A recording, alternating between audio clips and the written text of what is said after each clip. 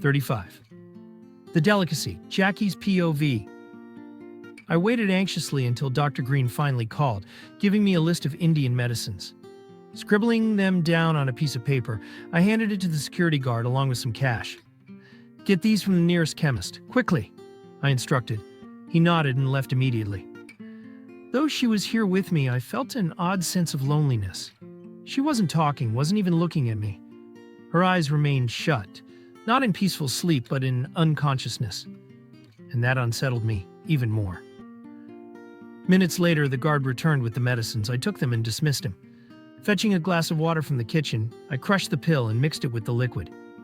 Since she still wasn't waking up, I grabbed a spoon and carefully fed her the medicine bit by bit. "I know this will ruin your taste buds, love," I whispered, gently stroking her cheek with the back of my knuckles, "but I need you to get better soon." Half an hour passed when I suddenly heard a faint, continuous vibration. What is that? It sounded like a phone. Oh, it is hers. Reaching into her bag, I pulled out the phone, which had been vibrating relentlessly. The screen showed multiple missed calls, 11 from Daddy and 8 from Mama. Her parents had been trying to reach her all this time. Just as I debated whether to call back, the landline rang, breaking the silence. I rushed over and picked it up. "Hello?" A brief pause. Then a sharp, wary male voice asked, "Who are you?" I'm Jackie Dawson," I answered. "Who?" His confusion was evident, but I had a strong feeling I was speaking to Lavanya's father. "I'm Lavanya's boss, Jackie Dawson. This is actually the Verma residence." His voice turned stern. "What are you doing in my apartment? Where is Lavanya?" His concern carried an edge, almost like a warning. "Sir, we went on a trip, but Lavanya caught a viral fever. She's resting now." "What? Is she okay?" His anxiety spiked. "Yes, sir. I've given her medicine, after consulting a doctor, of course. She hasn't woken up yet, but don't worry, I'm looking after her," I reassured him. A brief silence followed before he asked, "Are you the same boss who dropped her home the other day?" "Yes, sir. That was me." "Who else is there with her?" "No one, sir. Just me," I answered truthfully. Another pause, then his tone turned sharp. "She's alone with you?" "Here we go." I already knew what he was thinking. "Yes, sir, but please don't worry. Your daughter is completely safe with me. Trust me." My voice was firm, sincere. A long sigh crackled through the receiver before he spoke again. "Look, Mr. Dawson, whoever you are, let me make one thing very clear. If anything happens to my daughter, I will track you down from any corner of the world and kill you. And for your information, Noida is just an hour away from Delhi." I held back a laugh, knowing full well that Noida was at least 3 hours away from here. Still, out of respect, I replied, "Of course, sir. I'll be careful. You can count on me. And just so you know, I live in the duplex opposite to your building, so you can meet me anytime." It was quite late, so I sent everyone home. Since I lived nearby, I decided to stay and wait for her to wake up. There was a brief pause before he spoke again, his tone lower, calmer. Her mother was really worried when she wasn't answering her phone. "I'll come and personally thank you for this. Please take care of my daughter and keep me updated on her health. I'll go inform my wife." "Yes, sir. I'll keep you posted." "Thank you." "No problem, sir. Good night." I hung up, my eyes drifting back to Lavanya. The scene reminded me of the evening when her bike broke down, and I had to drive her home. Her father had called back then too, filled with suspicion about my intentions. I chuckled at the memory, shaking my head. Settling into the single couch facing her, I let out a deep breath. It was nearly 1 a.m.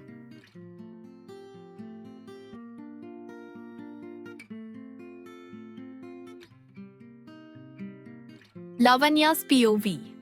Slowly, I opened my eyes. My eyelids felt heavy, as if weighed down by exhaustion. The first thing I saw was a framed family picture on the wall, a photo of my parents and me. A weak smile formed on my lips.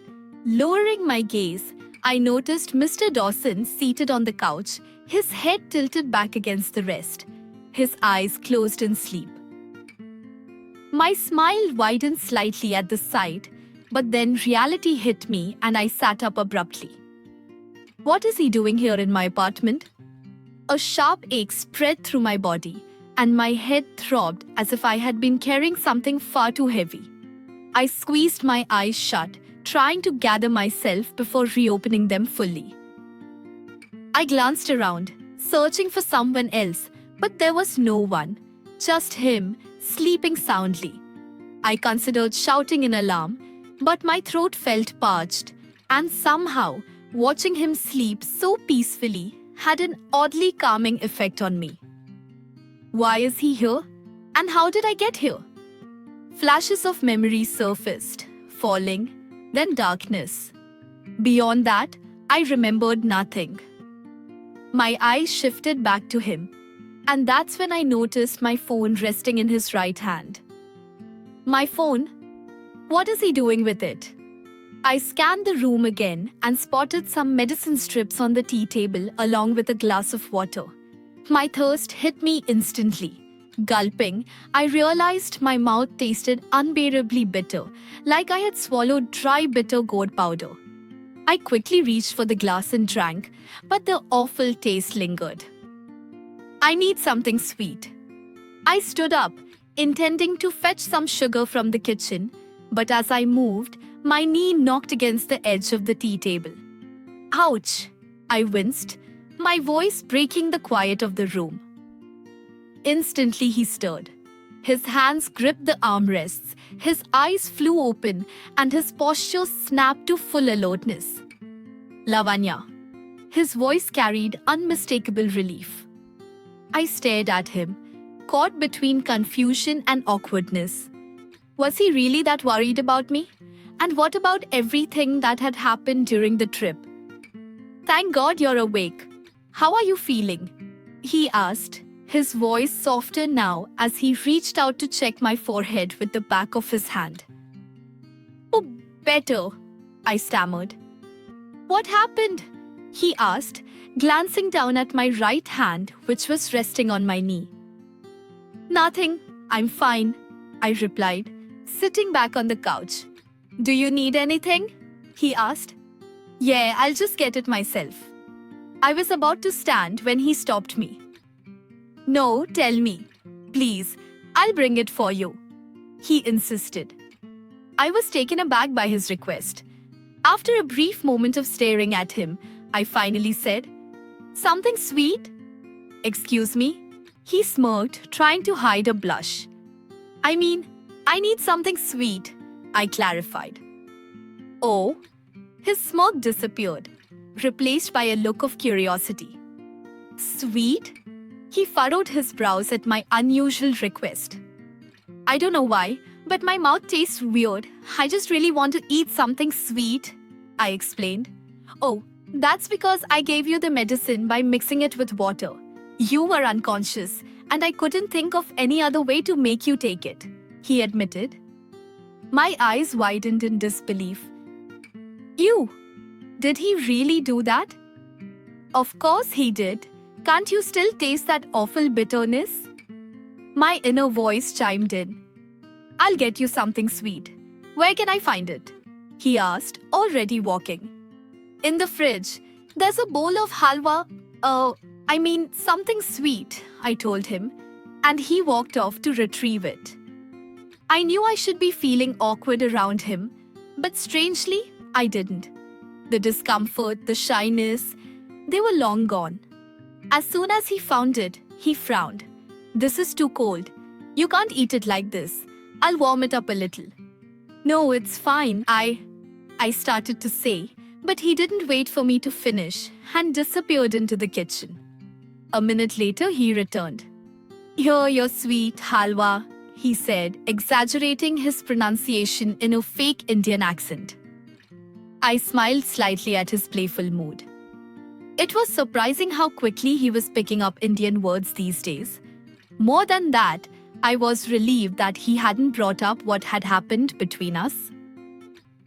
Thank you, I said, taking the bowl and finally tasting something that felt good after the bitter medicine.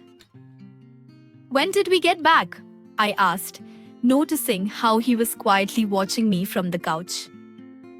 Around midnight, I told everyone to leave since it was late, he replied. I'm so sorry. I ruined the trip, I murmured. No, we were leaving anyway, he assured me. Did he bring me here? How did I struggled to find the right words to ask what had happened after I lost consciousness. "I brought you," he said, cutting me off. "You were watching the full moon when I saw you about to collapse. I caught you before you hit the ground, took you to the bus, and we came back. Your friends wanted to stay with you, but I told them not to. I gave you the medicine, and here you are." He carried me? It's not the first time. Remember when he carried you after you fell down the stairs? My conscience reminded me. I know, but he never did it in front of so many people. That's what concerns me. "Thanks for everything," I said softly. He simply shrugged, offering me a sweet smile. "Oh yeah, your super protective father called yesterday. I told him not to worry. They've been calling you all evening, so I kept updating them about your health. You should call them," he advised. "Here, your phone."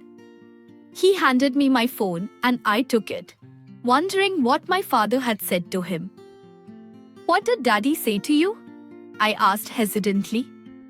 "It's all right, Lavanya. He's your father. Of course, he worries about you. But I have to admit, I enjoyed the way he warned me." He chuckled. I pursed my lips, trying to imagine the conversation between them. "What time is it?" I muttered, glancing at my phone. It was 4 a.m. "I'll call them later." Unlocking the screen, I found a series of messages. "How is she? Did she wake up?" Followed by responses like, "Her temperature is normal now." "No, she's still asleep." It was clear the conversation had been between my father and Mr. Dawson. He stayed up all night for me? A pang of guilt hit me. Because of my fever, he had to deal with my overprotective father.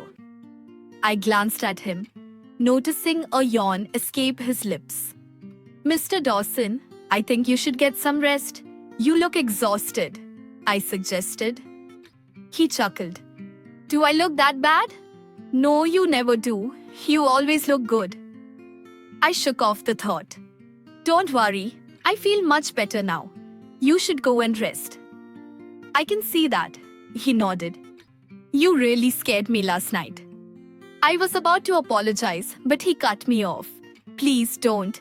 I like taking care of you." I felt my breath hitch and quickly looked away. "Call me if you need anything," he said as he stood up. "See you later." I gave him a slow nod and watched as he left.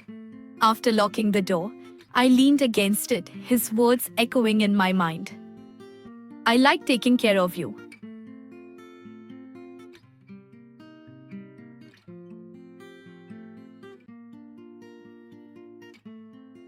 Jackie's POV. As soon as I got home, I collapsed into bed and slept like a log. When I finally woke up around 9 a.m., I took a long hot shower. Realizing it was Sunday, I decided to check in with Mr. Agarwal, the architect. "Hello, Mr. Dawson," he greeted. "Are you done yet?" I asked, straight to the point. "Not yet, sir, but we're almost there. It should be ready by this evening." A smirk tugged at my lips. "Good, I'm impressed." "Thank you, sir." "You'll receive your check by tomorrow morning," I informed him. "Understood, sir." With that, I ended the call.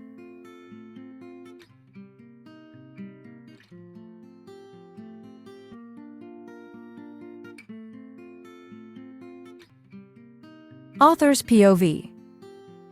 After getting some rest, Lavanya took a shower and made her favorite Indian breakfast. She knew it was Eid, which meant Jamal wouldn't be coming in early today. So, as a small gesture of gratitude, she also made breakfast for Mr. Dawson. She told herself she should avoid him, but she no longer felt uncomfortable or unsafe around him. What she didn't realize was that her awkwardness only surfaced when others were involved: Virat, Ruhi, the office members, or strangers in public. But when she was alone with him, there was no hesitation, no discomfort. In fact, it felt right. Packing up the breakfast, she made her way to Mr. Dawson's house. She knocked several times, but there was no answer. Is he still sleeping? She wondered. She hesitated for a moment before testing the door handle, and to her surprise, it clicked open. Shaking her head, she wondered how someone could forget to lock their front door. What she didn't know was that Jackie had intentionally left it unlocked for Jamal before heading to the bathroom. Stepping inside, she glanced around but saw no sign of him. He must still be asleep upstairs, she assumed. She quietly walked over to the tea table and placed the food package she had brought for him. Just as she was about to turn and leave, a loud voice startled her. "Jamal, bring me breakfast. I'm starving." Jackie's voice echoed as he descended the stairs. Lavanya gasped audibly at the sight before her. He was wearing nothing but a towel wrapped around his waist. Instinctively, she raised her right hand to cover her eyes. Hearing her startled reaction, Jackie turned his head, confused by her response. Why is she covering her eyes? "Lavanya?" His brows furrowed. "What are you doing here? Are you okay? What happened to your eyes? Can you please put on some clothes?" she pleaded, her voice edged with embarrassment. Only then did he realize his mistake. He had completely forgotten to get dressed. Not wanting to admit it, he casually shrugged. "It's Sunday. No need to rush to work." "But when someone is standing right in front of you trying to have a conversation, shouldn't you at least wear something decent?" she countered, still shielding her gaze. A mischievous grin spread across his face. "Why? I don't see anyone here right now." He took slow steps toward her. "Well, I'm here," she reminded him, oblivious to how close he had gotten. Jackie stopped directly in front of her, his smirk deepening. "You're no stranger, sweetheart. I wouldn't mind you seeing me like this." "Really?" he whispered in her ear. "Then why can't I see you?" The warmth of his breath on her neck sent shivers down her spine, instantly reminding her of what had happened in the dark at the Taj Mahal. She wasn't ready for a repeat of that. Taking a deep breath, she slowly uncovered her eyes but kept them lowered, avoiding direct contact. From the corner of her vision, she could see him standing dangerously close. Her pulse quickened when she noticed the way he held his left wrist behind his back, accentuating his well-built biceps. His gaze was fixed on her, a playful glint in his eyes as he noticed how tense she had become. Jamal might come late today, so I brought you breakfast," she stammered, still avoiding his gaze. "And thanks for last night. I'll be going now." "Oh, thanks," he said, nodding. "How did you know, by the way?" "Know what?" "That Jamal would be late." "Oh, it's Eid. They have their festival today," she explained. "Ah, right," he nodded. "Why don't you join me?" "For what?" she asked, eyes widening. He narrowed his gaze teasingly. "For breakfast, obviously. What else were you thinking?" he murmured, his voice laced with amusement. Nothing," she answered quickly, feeling her face heat up. "So," he prompted, tilting his head. No thank you, sir, I should go," she insisted, stepping back. "Okay," he said. But Lavanya remained standing, waiting for him to step aside so she could leave. He was blocking her path, yet he made no move to let her pass, simply watching her with an amused expression. "Sir, may I go?" she asked hesitantly. "You may," he replied, clearly enjoying the moment. "Sir? Please, let me through," she requested, still avoiding his gaze. "Who's stopping you?" "Me?" he asked, feigning innocence. She swallowed hard and finally lifted her eyes to meet his. The smirk playing on his lips confirmed that he was teasing her. Her cheeks flushed a deep shade of red. "What do I even say now?" she thought, feeling overwhelmed. Mr. Dawson chuckled. "Your cheeks are red, Miss Lavanya. Is that a blush I see? Or have you just had too many tomatoes? Or perhaps too much of that halwa?" he murmured, his voice laced with playful mischief. Her breath hitched, and she lowered her head, unable to respond. With a soft sigh and a smile, he finally stepped aside, allowing her to pass. She glanced up at him once more before carefully walking past, making sure not to brush against him. As she reached the door, he called out, "Did you call your parents?" She turned slightly and nodded. "Yes. Daddy asked me to thank you." "Tell him it was entirely Jackie Dawson's pleasure," he said with a grin. She pressed her lips together, suppressing a smile, then shook her head at his mischievous tone before closing the door behind her. That evening, Ruhi and Virat came to visit Lavanya. Beforehand, Ruhi had warned Virat not to bring up anything about Mr. Dawson's involvement the previous night, and he had agreed. They spent a couple of hours chatting before leaving. Later that night, Lavanya's parents called to inform her that they would be arriving on Tuesday morning. She felt a sense of relief. As she lay in bed, her mind drifted back to the trip and, inevitably, to Mr. Dawson. Virat never once crossed her thoughts, though she didn't realize it. She also had no idea about what had happened between Jackie and Virat after she lost consciousness. All she knew was that her moment of weakness hadn't ruined things between her and Mr. Dawson. It seemed as though he had moved past their arguments, the tension, and even the incident at the Taj Mahal. Things felt normal again, and that made her happy.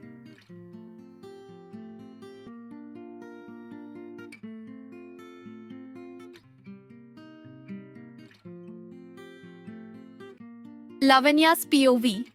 On Monday morning, as I stepped out of my apartment building, I spotted Mr. Dawson waiting in his car. He smiled at me, and I returned the gesture. Mr. Dawson, I'm not going to the office. I need to go to the mechanics to pick up my bike. I'll take a cab. You should head to work, I said, already knowing he had likely been waiting to drive me. He frowned slightly. I'll drop you at the mechanics, he offered. Knowing there was no point arguing, I nodded and slid into the car. Okay, thank you, sir. So, finally getting your bike back? He asked as he started driving. Yes, I replied, smiling. Without me even asking, he pulled up at the security gate. I glanced at him, surprised. What? He shrugged. Don't you give the God's portion of food to the security guard every day? I nodded with an amused expression. Yes, Prasad. You still remember? Of course. Why would I forget? It's a really kind thing you do, he replied casually. His words made me feel unexpectedly good about myself. Smiling, I walked over to the security guard and handed him the prasad. After that, Mr. Dawson drove me to the mechanic's shop, where I collected my bike and rode to the office on my own. But throughout the drive, I felt an odd fluttering in my stomach. Am I just hungry? Or is this something else? Once I arrived at the office, I went straight to my cabin and got to work. Half an hour later, I noticed something strange. Everyone in the office, including Ruhi, was staring at me. What? I asked, looking around. Why is everyone staring at me like that? Ruhi folded her arms. You haven't checked the office group chat yet, have you? I frowned. What group chat? Our office message group. I've been busy. Why? She let out a dramatic sigh before giving me a pointed look. We're talking at lunch and I expect some honest answers from you. Her tone was serious, her glare unwavering. Oh no, what now?